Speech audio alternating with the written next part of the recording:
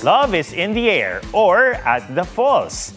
Talaga kasing na-fall sa ganda ng Talon sa Norte ang ilang magkasintahan na piniling gawin itong backdrop ng kanilang wedding proposal.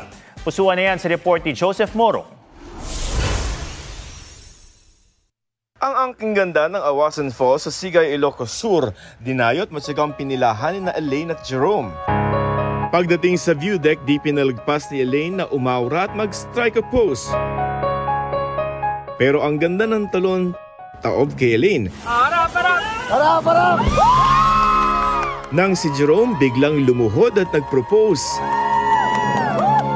Haba ng hair. Nagandahan kasi talaga ako dun sa falls na yan.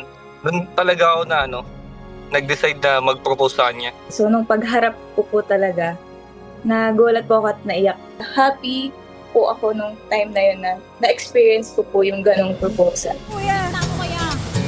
Sabay naman sa buhos ng tubig ang pagbuhos ng pag-ibig ni Edgar para sa nobyang si Emeline. Sabi nga nila, nothing worthwhile comes easy. Kaya si Edgar sa bamboo raft nag-propose.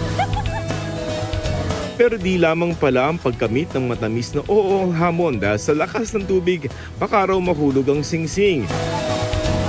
Sa taas man o sa baba, saksi ang Awasan Falls sa mga magkasintahan tuluyang na-fall sa isa't isa para makuha ang matamis na oo for the road to forever.